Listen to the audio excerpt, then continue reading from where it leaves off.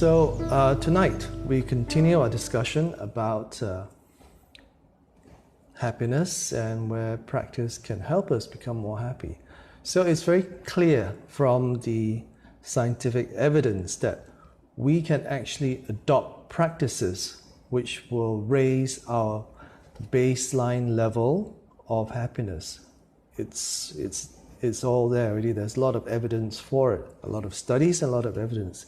And two of the practices that we talked about were practicing kindness and also practicing gratefulness. So those two things have also a lot of scientific research behind it, and they do promote your sense of happiness and well-being if you practice them.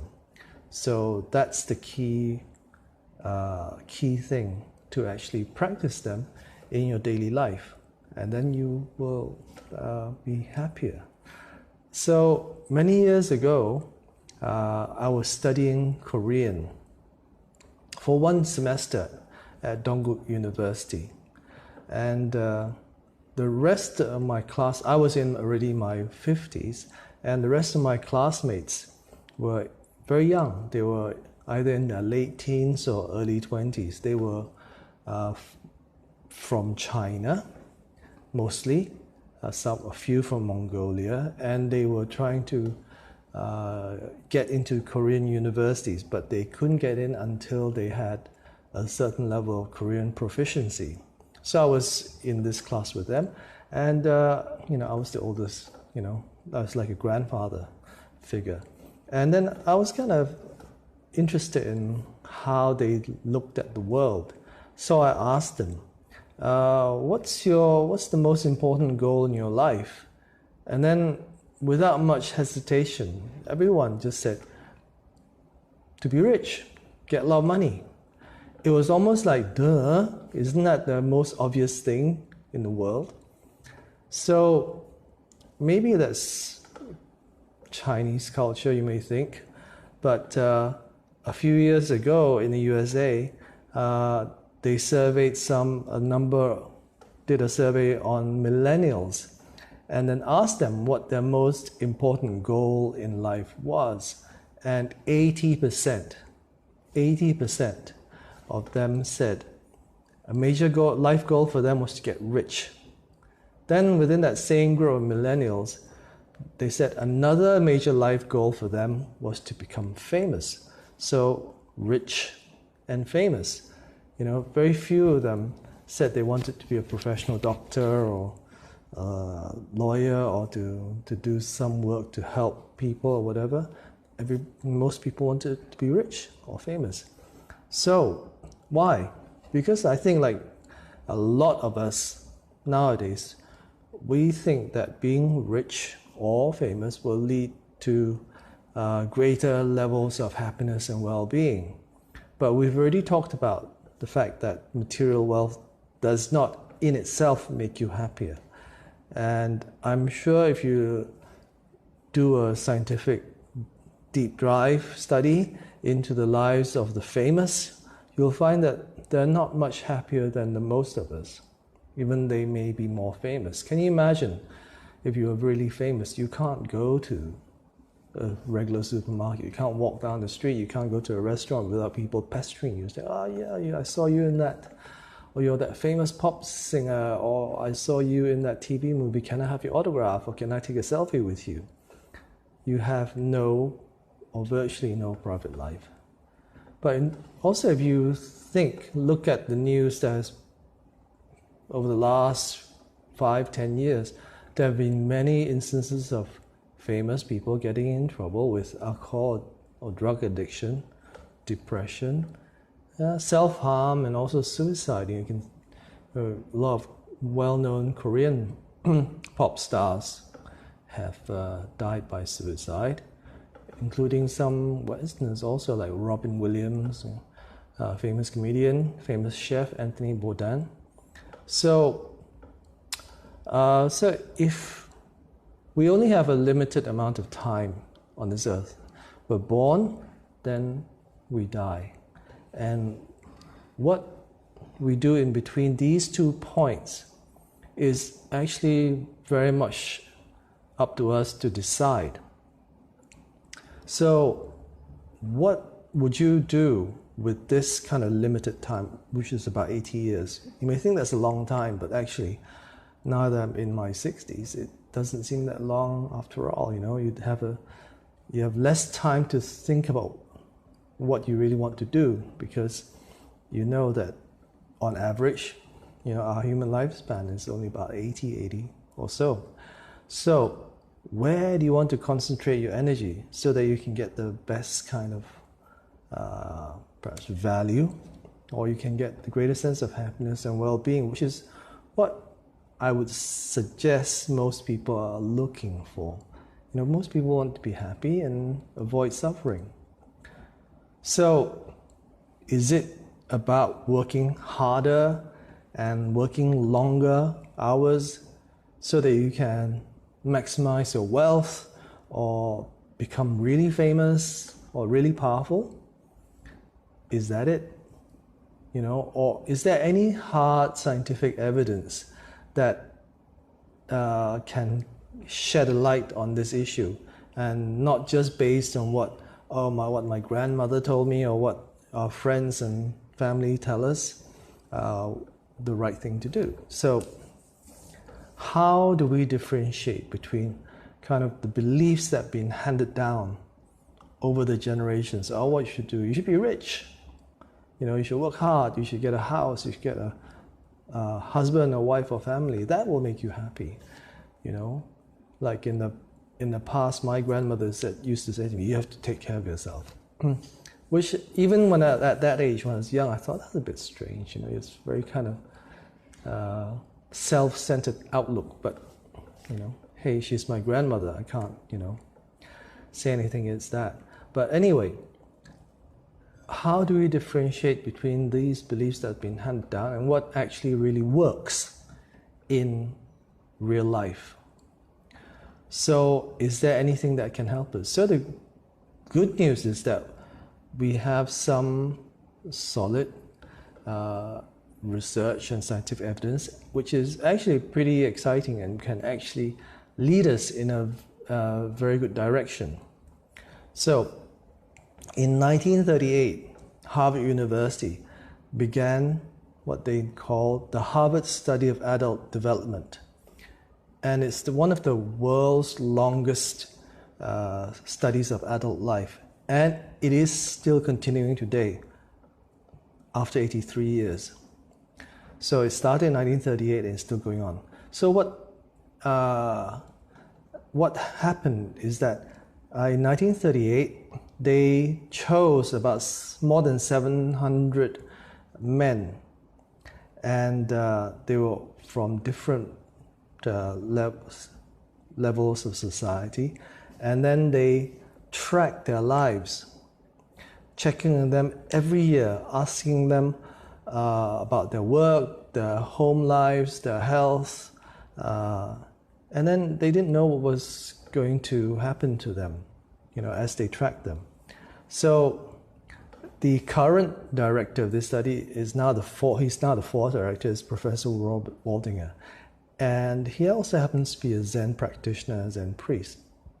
So what's really remarkable about this study is that it's gone on for so long. Usually studies like this will tend to kind of die out in 5 or less than 10 years because money runs out, the people in the study disappear, they lose track of them, or the researchers just lose interest, or they move on to something else, you know, many reasons. So it's very, very unusual that we have this long-term study which spans more than a generation now, because they now have included their wives and their children.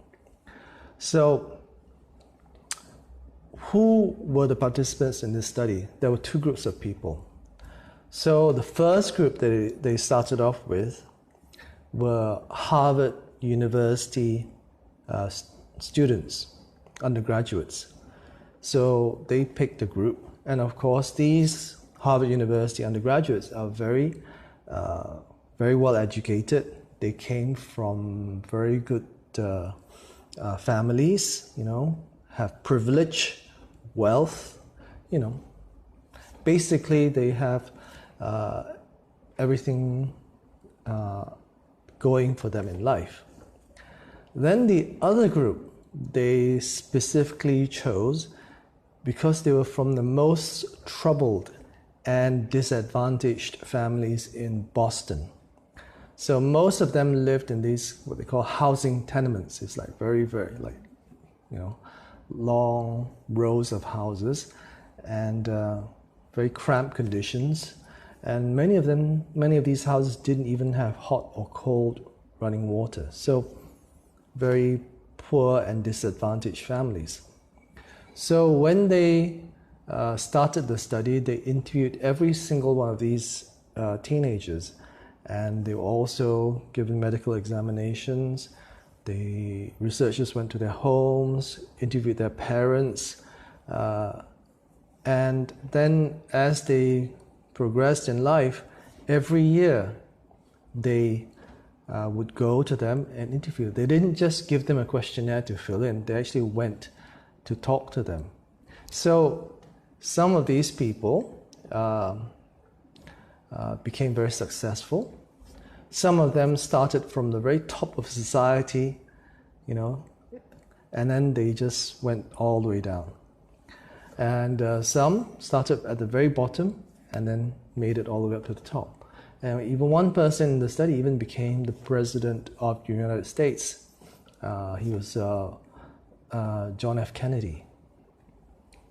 So when they did studies every year, they didn't just interview them. They went to their homes to talk to them. They got their medical records, took their blood, you know, did scan their brains. They talked to their children. They also even videotaped these men talking with their wives. So it was very, very detailed and very comprehensive look at the lives of all these people. Very rich, very privileged, very well educated, very poor, very underprivileged with not much in life. And then after some years, the men from the poor parts of Boston asked them, "Why do you want to keep studying my life? It isn't very interesting. My life isn't very interesting. Why do you want to study me?" But the Harvard men never asked that question. So that's so interesting.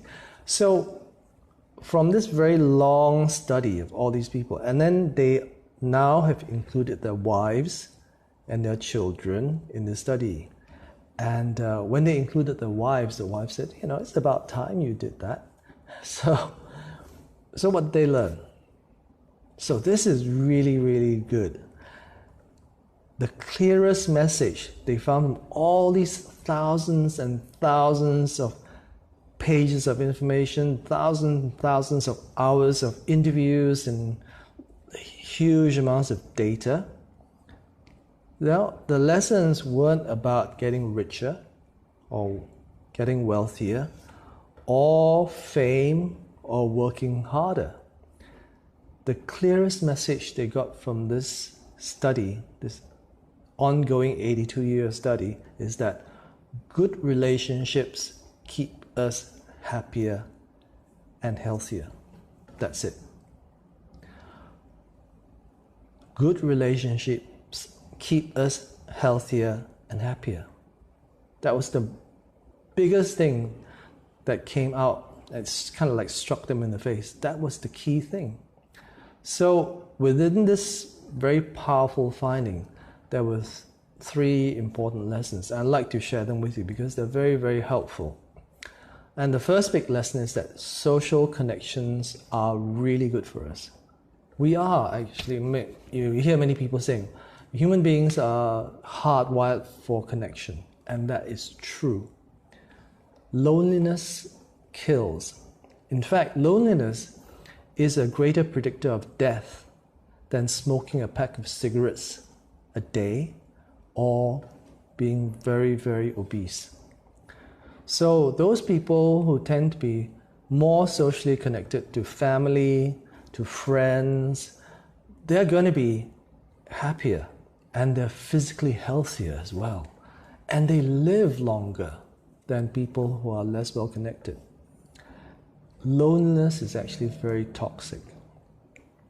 People who are more isolated than they want to be are less happy. And their brain function declines more quickly. And they have health. The health also gets worse earlier in life. So basically, lonely people live shorter lives than those people who are more socially connected to family and friends. So that's the first lesson. The second lesson they found out is that it's not how many friends you have or the number of followers you have on Instagram.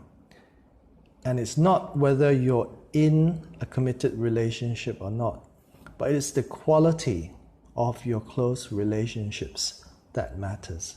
So quality of your close relationships, not its quality, not quantity. And it turns out that actually if you're living in a really high conflict relationship, like a high conflict marriage, it is very, very bad for your health. Perhaps it's worse for your health than getting divorced. So living in the midst of a good, warm relationship is protective. So that's the second big lesson. The third lesson is good relationships don't just protect our bodies, they protect our brains as well. So it turns out that when you're in a secure relationship to another person, is protective to your brain function. And these people are in relationships where they feel they can count on each other when they need to. And then their memories, their brain health stays better for longer. Their memories stay better. So that's where it matters. People in relationships where they feel they can really count on each other, that's where it helps. Where you're in relationships where you cannot count on each other, that's where your brain health declines. And good relationships doesn't mean it's smooth all the time. You can have arguments, you can have fights, but the final thing, you will always know if it's in a good relationship, the other person always has your back, regardless of how big an argument you've had. So those are the three things that are important in good relationships, making your life happier and healthier. First, social connections. The quality of your social connections, the quality of your relationships. And finally, good relationships protect not only your physical health, but also your mental health. That you're in a relationship where you can really count on the other person. So, it's very simple, right? When you really think about it, that having good relationships, authentically good relationships, is not some radical new idea. It's as old as time immemorial itself. So we know it in some form or other. It's always good to have a good relationship with other people. But then why is it so hard for us to practice it? And it's so easier for us to forget to, keep good relationships.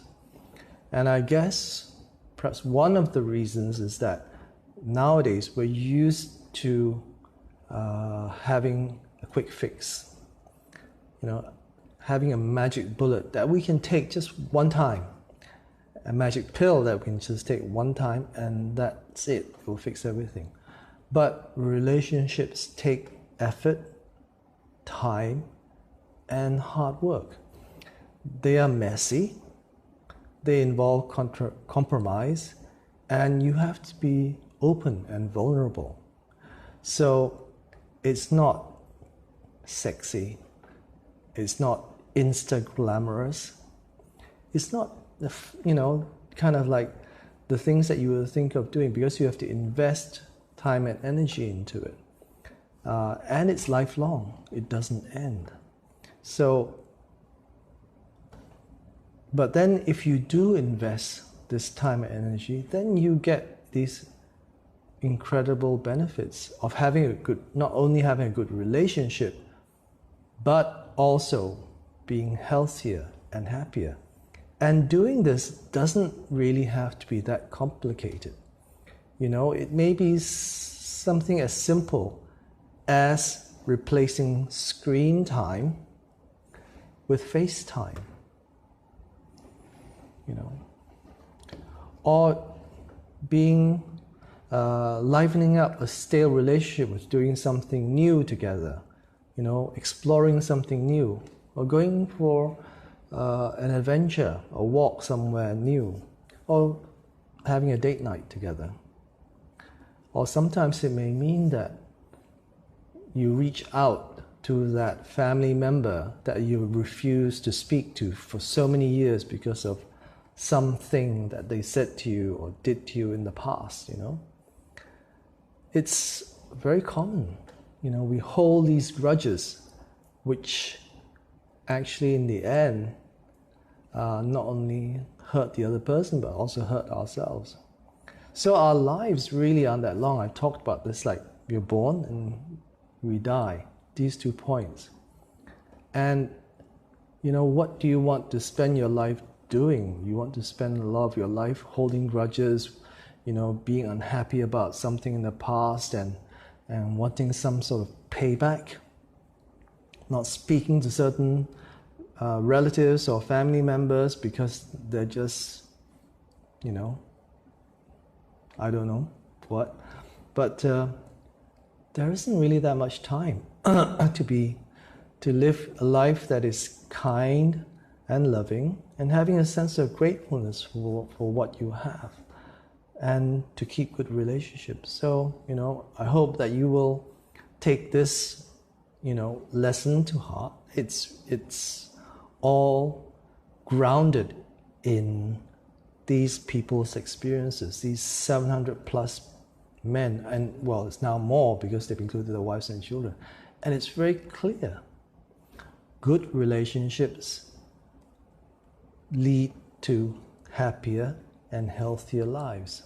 So I hope you'll try it out and develop these practices of keeping or maintaining good relationships. And if you are interested, Robert Waldinger, that's his name, Robert Waldinger, he's a professor at Harvard University, and he's given many talks on this topic, and you can find out more by just going to the YouTube and searching for his name. So I think it's very helpful. So we've covered 3 things: practicing kindness, practicing gratefulness, and practicing having good relationships. None of these are radical ideas. They're very common. It's common sense.